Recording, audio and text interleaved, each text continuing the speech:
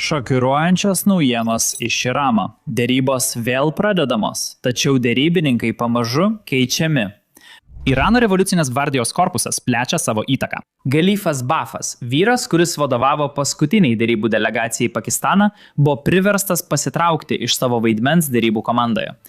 Ir visa tai vykstant, JAV ugnies galia artimuosiuose rytuose pasiekė rekordinės aukštumas. Trečiasis lėktuvnešis dabar oficialiai atvyko į regioną, kaip patvirtino JAV centrinė vadavietė. Taigi, pasigilinkime į visą tai. Pradėkime žinoma nuo svarbiausios naujienos. Kai kurie iš jūsų galbūt prisimena, kad vos prieš kelias dienas aptarėme pranešimus apie tai, kaip Irano revoliucinės gvardijos korpusas skyrė derybininkams namų areštą. Tarp jų buvo tokios pavardės kaip Galif Bafas, kuris yra parlamento pirmininkas ir derybų grupės vadovas, Irano prezidentas Peskažanas ir Irano užsienio reikalų ministras Aragačis. Na, atspėkite ką. Panašu, kad turime daugiau informacijos apie tuos namų areštus. Dabar girdime, kad pagrindinis derybininkas buvo priverstas atsistatydinti iš savo pagrindinio derybininko pareigų. Štai čia svarbu paaiškinti. Jis taip pat yra Irano parlamento pirmininkas ir iš šių pareigų atsistatydinti nebuvo priverstas. Tačiau be šios atsakomybės jis taip pat buvo tarsi vienos iš Irano frakcijų de facto lyderis. Ir dėl to jis vadovavo deryboms. Tiesiogiai bendravo su viceprezidentu J.D. Vance'u. Na, panašu, kad dabar jis buvo priverstas atsistatydinti iš šių pareigų. Spėjama, kad taip nutiko tikriausiai todėl, jog jis bandė įtraukti branduolinį klausimą į derybą su Vašingtonu, kai prieš maždaug 2 savaites lankėsi Pakistane. Ir dėl to Irano revoliucinės gvardijos korpusas bei jo vadai supyko ir jis buvo priverstas atsistatydinti. Dabar sklinda gandai apie griežtos linijos atstovus, kurie galėtų jį pakeisti šiose pareigose. Vienas iš jų galėtų būti asmuo, kuris praėjusį kartą labai viešai jį kritikavo. To žmogaus vardas yra Saidas Zalilis. Kai kuriems iš jūsų tas vardas gali skambėti pažįstamai, nes mes kalbėjome apie šį žmogų, kai Irano pilietinis karas iš esmės išėjo į viešumą, kai Irano revoliucinės gvardijos korpusas pradėjo viešai ginčytis su derybininkais Irane. Tai vyko todėl, kad Irano užsienio reikalų ministras viešai pasakė, kad Hormūzo sąsiauris dabar visiškai atviras. Tai įvyko prieš kelias dienas. Ir iškart po to įrašo, iškart po to pareiškimo, Irano revoliucinės gvardijos korpusas iš esmės pasakė: tas idiotas nekontroliuoja sąsiaurio. Hormūzo sąsiaurį kontroliuoja IRGC. Ir atspėkite ką. Pasak IRGC, Hormūzo sąsiauris nėra atviras. Kol visa tai vyko, šis vaikinas, Saidas Larizi, kuris palaiko IRGC, viešai pasakė, kad jei aukščiausiasis lyderis palaiko derybininkus, jis turi viešai tai pasakyti. Priešingų atveju, IRGC kariai turės pasirūpinti šiais perversmo rengėjais. Jis vadino derybininkus perversmo rengėjais ir viešai juos taip vadino. Dabar kas čia įdomu, tai ta žinutė, kurioje jis visus pavadino perversmo rengėjais, buvo greitai ištrinta, galbūt per valandą po paskelbimo. Tačiau atrodo, kad žinutė ar nuotaika Irane nedingo. Buvo daug islamo režimo šalininkų, kurie nekentė derybų, ir mes matėme juos išeinančius į gatves. Ir tada išgirdome naujienas apie tai, kad derybininkai buvo uždaryti namų arešte. Ir dabar atrodo, kad vaikinas, kuris nuo pat pradžių buvo prieš derybas, gali tapti derybų komandos nariu ir netgi tapti derybų komandos atstovaujančios Iranui vadovu. Taigi tai tikrai nėra geras ženklas deryboms ateityje. Tačiau vis dėlto čia yra ir gerų naujienų. Panašu, kad šiandien gauname naujienų, jog derybos po truputį vėl prasideda. Po 2 dienų pertraukos, 2 dienų, kai Iranas iš esmės bandė išsiaiškinti, kas iš tikrųjų valdo šalį, panašu, kad kai kurie žmonės dabar skrenda į Pakistaną, kol aš tai įrašinėju. Ir šio skrydžio tikslas tikriausiai yra aptarti, koks būtų kitas žingsnis. Dabar prieš pereinant prie tų naujienų, leiskite jums papasakoti, kas vyksta su aukščiausiuoju lyderiu, nes nuo karo pradžios jis vis dar nebuvo nei matytas, nei girdėtas. Labai tikėtina, kad jis buvo sužeistas per pirmąjį smūgį, kuris pražudė jo tėvą Ali Khamenejų. Tačiau nuo to laiko žinome, kad jis gyvas. Žinome, kad jis buvo išrinktas aukščiausiųjų lyderių tų žmonių, kuriuos jo tėvas paskyrė valdžion. O dabar atrodo, kad niekas nežino, kur jis yra. Na, pasak naujos New York Times ataskaitos, atrodo, kad dauguma Khamenėjų sužalojimų yra kur kas rimtesni, nei buvo pranešta anksčiau. Viena jo kojų buvo sužeista taip stipriai, kad per pastaruosius 2 mėnesius jai teko atlikti 3 operacijas. Ir nepaisant šių operacijų, atrodo, kad labai tikėtina, jog jam prireiks protezo. Įdomu tai, kad jo tėvas taip pat turėjo protezinę ranką. Jo tikroji ranka buvo nutraukta per bombos išpuolį, kurį prieš režimą nusiteikę žmonės surengė prieš Ali Khamenejų, kai jis buvo Irano prezidentas. Tai įvyko dar prieš jam tampant aukščiausiųjų lyderių. Ir panašu, kad dabar sūnui taip pat teks susidurti su kažkokiu protezu kojoje. Toliau pranešime taip pat teigiama, kad jo veidas ir lūpos yra stipriai nudegę. Ir tai gali reikšti, kad jam visą likusį gyvenimą bus sunku kalbėti. Taip pat tikėtina, kad jam prireiks plastinės operacijos prieš pasirodant prieš kamerą. Kalbant apie kameras, priėjimas prie aukščiausiojo lyderio šiuo metu taip pat yra labai ribotas. Iš esmės, jį turi tik jo medicinos komanda ir, žinoma, artimiausias ratas. Tam yra kelios priežastys, bet svarbiausia ta, kad Iranas nenori, jog kiti sužinotų, kur jis gydomas. Tiksliau, Iranas nenori, kad tai sužinotų Izraelio šaltiniai. Dabar iš šios ataskaitos žinome, kad Irano prezidentas, kuris yra apmokytas chirurgas ir, manau, jis yra širdies chirurgas. Prezidentas yra medicinos komandos, kuri rūpinasi aukščiausiojų lyderių kartu su šalies sveikatos ministru dalis. Už šio rato ribų niekas negali aplankyti aukščiausiojo lyderio, kad ir kur jis būtų laikomas. Dabar kalbant apie šį artimą ratą, tai iš tikrųjų yra labai svarbi pozicija, arba sakyčiau, svarbi organizacija. Ir dėja, yra aukštų IRGC vadų, kurie priklauso šiam artimam ratui ir kasdien patarinėja aukščiausiajam lyderiui. Dabar bet kas kitas norintis pasikalbėti su aukščiausiojų lyderiu, negali jam net parašyti žinutės ar elektrolaiško, nes iraniečiai per daug bijo, kad elektroninės priemonės bus susektos. Taigi kiekvienas, jei nori gauti kokios nors informacijos, patarimo ar sprendimo, turi ranka parašyti raštelį, perduoti jį kurjeriui, kuris motociklu nuveš jį aukščiausiajam lyderiui, o tada jis atneš atgal ranka rašytą atsakymą, kuriame iš esmės bus aukščiausiojo lyderio atsakymas. Taigi, Iranas iš esmės veikia taip, lyg vis dar būtų 19 amžius. Dabar pranešime taip pat teigiama, kad aukščiausiasis lyderis yra sveiko proto, tai reiškia, kad jis gali priimti sprendimus, nors ir yra fiziškai sužeistas. Fiziškai jis negali daug judėti, bet protiškai vis dar sugeba valdyti šalį. Tačiau nepaisant to, jis iš tikrųjų nepriima jokių sprendimų vienas. Čia mes ir grįžtame prie vidinio rato. Jis veikia labiau kaip valdybos direktorius, o vidinis ratas iš esmės yra valdybos nariai, žmonės, kurie jam pataria. Tačiau galiausiai visi turi balsą. Ir kai jie vienbalsiai nubalsuoja dėl kokio nors klausimo, tada priimamas sprendimas ir jis perduodamas tiems, kurie laukia to sprendimo. Taigi spėju, kad dabar, kai dėrybos vėl prasideda, galbūt už to stovi aukščiausiasis lyderis, arba galbūt dėrybininkai turi tam tikras raudonas linijas, kurių negali peržengti.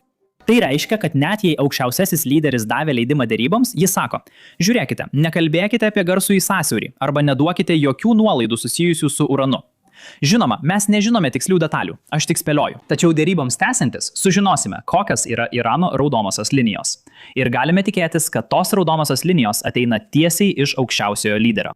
Taigi dabar pakalbėkime apie naujausią informaciją, kurią turime apie dėrybas. Atrodo, kad Irano užsienio reikalų ministras penktadienio rytą, kai įrašinėjo šį įrašą, skrenda į Pakistaną. Prieš pradedant gilintis į visas detalės, trumpai primenu visiems paspausti prenumeratos mygtuką žemiau.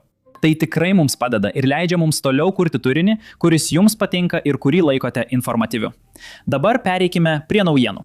Irano užsienio reikalų ministras Abbasas Aragachis turėtų atvykti į Islamabado miestą šį vakarą su nedidelė delegacija. Šią informaciją pateikia Pakistano ir Irano šaltiniai. Pakistano tarpininkai tikisi, kad įvyks antrasis dėrybų raundas tarp Jungtinių valstijų ir Irano, tačiau jie nežino, kada tai galėtų įvykti. Tai reiškia, kad ši kelionė, kurią šiuo metu vykdo Irano užsienio reikalų ministras, nenumato jo susitikimo su Jungtinėmis valstijomis. Jis susitinka tik su pakistaniečiais ir dar kelių kitų šalių atstovais, kurie jūs gali nustebinti, nes asmeniškai aš pats nustebau, kai tai pamačiau. Štai tiesioginė užsienio reikalų ministro Aragačio pareiškimo citata. Pradedame savo laiku suplanuotą kelionę į Islamabadą, Maskatą ir Maskvą. Dabar Maskatas yra Omano sostinė, o Omanas šalis, kuri buvo tarpininkė prieš prasidedant karui. Visą šį laiką Omanas iš esmės buvo Irano pusėje. Ir būtent todėl Jungtinės valstijos jų vėl nenaudojo kaip tarpininkų, nes spėju, Omanas tikriausiai prisidėjo prie to, kad dėrybos žlugo. Tačiau vis tiek įdomu, kad dabar jis vyksta į Omaną ir Rusiją.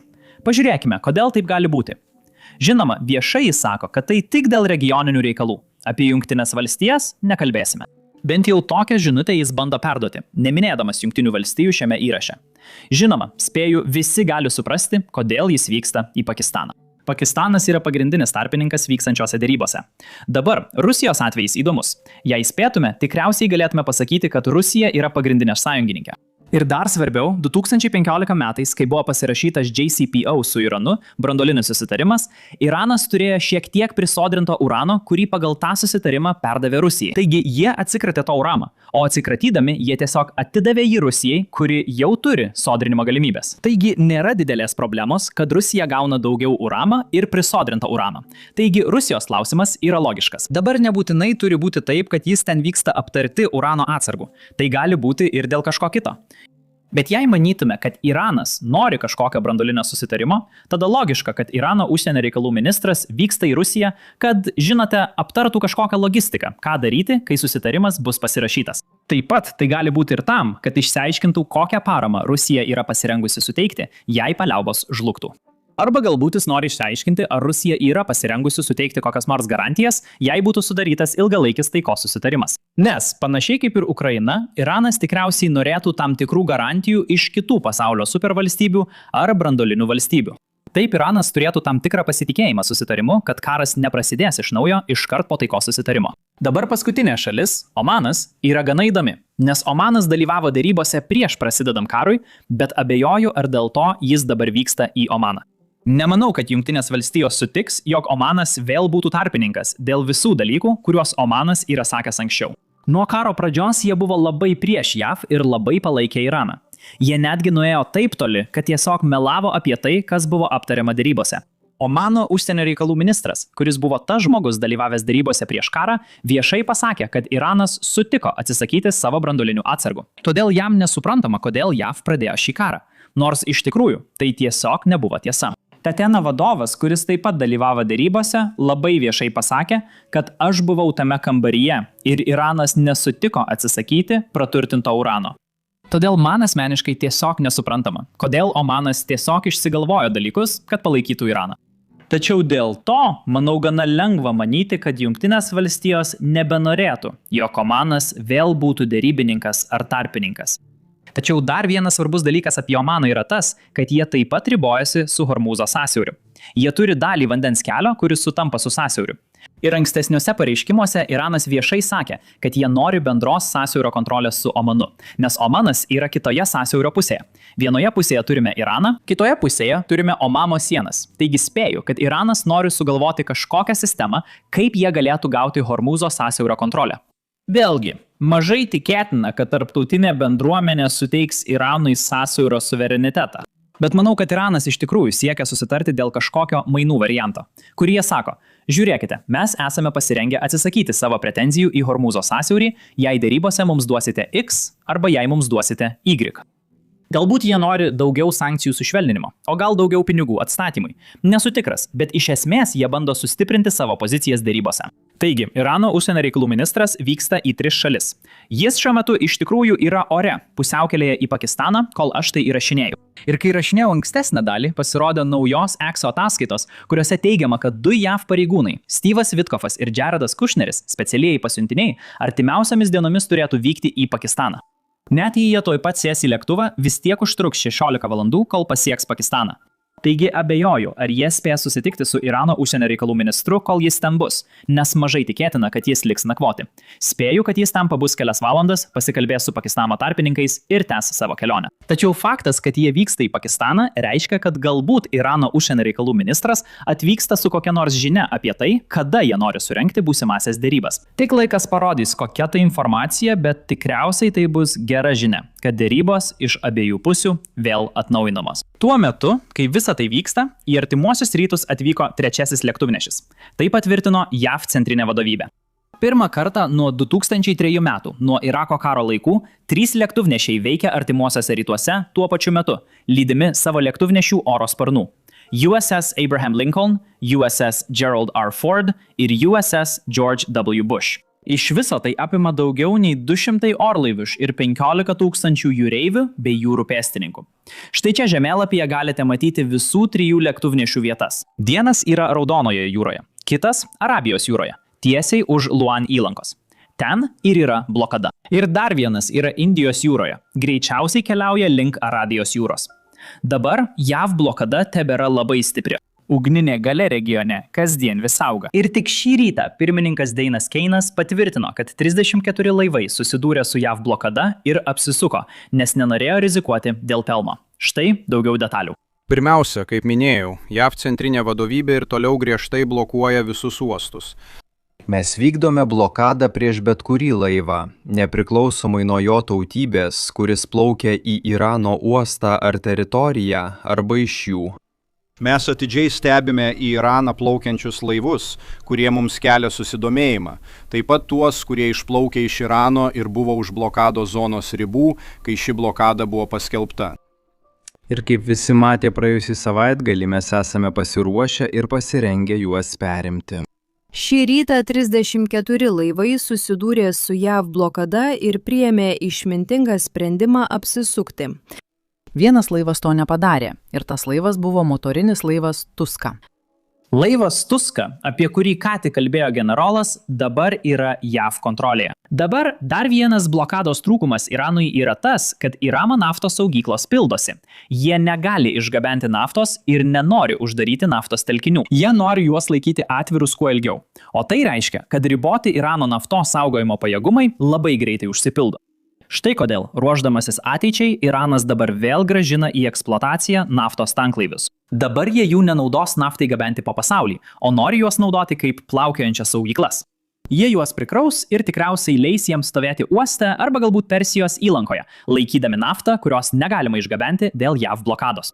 To priežastis, žinoma, kaip jau kalbėjome ankstesnėse vaizdo įrašuose, yra ta, kad Iranas iš tikrųjų nenori uždaryti savo naftos gręžinių, nes tai turėtų ilgalaikių pasekmių. Jeigu įranga, infrastruktūra aplink naftos telkinį yra labai sena, tai reiškia, kad bus neįmanoma vėl paleisti naftos telkinius, neinvestavus milijardų į naują įrangą. Arba, tarkime, jie gali vėl ją įjungti. Net ir tada jie praras maždaug 5–10% savo gręžimo pajėgumų dėl uždarimo ciklo. Ir tai reiškia, kad Iranas nori dėrėtis dėl kažkokio susitarimo gerokai anksčiau, nei jų saugyklos prisipildys. Ir yra dar viena priežastis, kodėl blokada taip skaudžiai kerta. Matote, IRGC priklauso Monaftos pajamų, kad galėtų finansuoti savo veiklą. Iš esmės, mokėti savo kariams, mokėti nariams, kurie budi kontrolės postuose, mokėti BASI nariams, kuriuos IRGC naudoja kaip vietinė milicija. Jei tos naftos pinigai greitai negrįš, jų karių lojalumas pradės byrėti. Ir tai yra tai, ko Irano režimas negali sau leisti, ypač po to, ką matė sausį. Dabar, kalbant apie neseniai įvykusias protestus, atrodo, kad egzekucijos Irane vis dar tęsiasi. Būtent šią savaitę Iranas įvykdė mirties bausmę 24 metų studentui, kuris dalyvavo sausio mėnesio proteste. Iranas apkaltino jį pastato padegimu, tačiau jis neigia kaltinimus, niekada nesulaukė sąžiningo teismo proceso ir buvo greitai įvykdyta mirties bausmė. Be to, jie taip pat įvykdė mirties bausmę buvusiam Irano atominės energijos agentūros darbuotojai. Tai yra branduolinė agentūra, kuri prižiūri Irano sodrinimo įrenginius.